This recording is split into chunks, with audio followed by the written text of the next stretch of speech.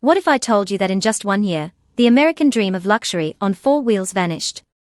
Showrooms once glimmering with Mercedes, BMW, and Audi vehicles now sit eerily quiet. And it wasn't a lack of demand, it was a policy decision. A 25% tariff here, a 200% tariff there, and suddenly, the titans of German engineering packed up and left. But why? And what does it really mean for the US economy, workers, and consumers? Welcome back to the channel where we break down the biggest global stories reshaping our economy, industries, and daily lives. Today, we are diving deep into how Donald Trump's tariff war with Europe forced German auto giants to pull out of America, and how this move might just reshape the balance of power in the global automotive industry forever. It started with a tweet. No press conference. No official briefing. Just one bold declaration from President Trump: if you don't produce here, you can't sell here. That statement signaled the beginning of a protectionist wave that would soon wash over every imported engine, control module, and luxury dashboard coming into America. Tariffs surged to 25% on vehicles and up to 200% on imported components. The message was clear: build in the US or get out. For decades, German automakers played a pivotal role in the US economy. BMW's Spartanburg plant in South Carolina produced over 270,000 SUVs each year, models like the X5 and X6, many of which were exported across the globe proudly labeled Made in the USA. Mercedes-Benz was doing the same in Tuscaloosa, Alabama, assembling the popular GLE and GLS models. Audi, though relying more on imports, was steadily gaining ground in luxury sales. Altogether, the three brands sold nearly 1 million vehicles annually in the US, generating more than $55 billion in revenue. So what happened? The tariffs didn't just hike up prices, they blew up entire supply chains.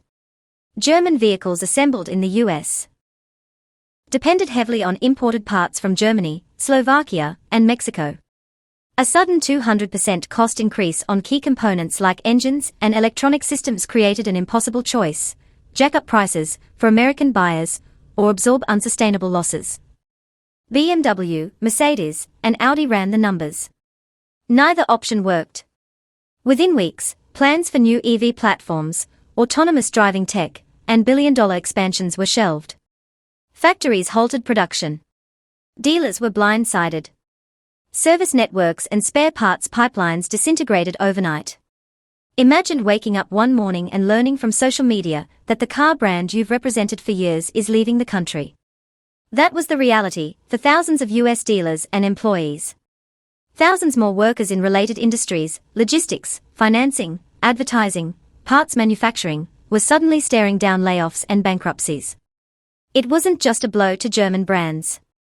It was a shockwave through the entire US auto ecosystem. The Spartanburg BMW plant alone represented $14 billion in annual economic activity. Mercedes' Alabama plant brought in another $13 billion. Audi's fully imported models generated around $15 billion in sales. In total, Trump's tariff war raised an estimated $45 billion in annual trade volume, with projections of $15 billion lost in US automotive exports, vehicles made in America that were shipped abroad. Some argued this was a necessary correction. That Germany had profited from the US market for too long without bringing real jobs. But that argument ignores decades of German investment in US communities, in training programs, in American workers. Others countered, if these companies had truly believed in America, they would have fully localized their supply chains. But here's the problem: automobiles are not iPhones. You can't just move a factory across the street and expect seamless production. Cars are intricate, global machines with thousands of interconnected parts, many of which are still exclusively made overseas. Trump's position was firm. Protect American workers. Make them build here or leave.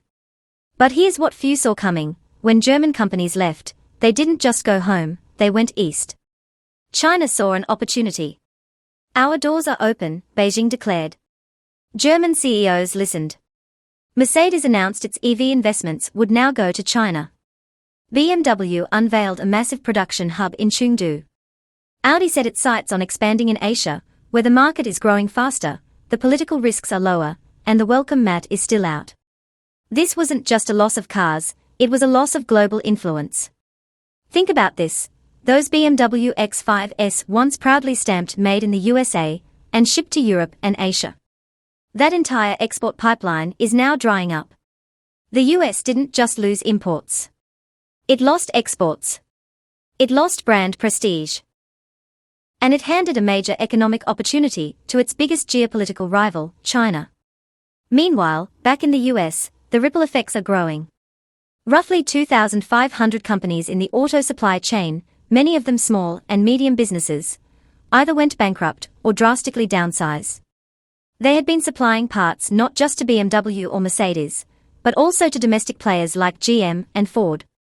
Now, with a huge chunk of their business gone, they are struggling to survive. Yes, there's talk of Ford and GM filling the void. But rebuilding a fractured supply chain takes time.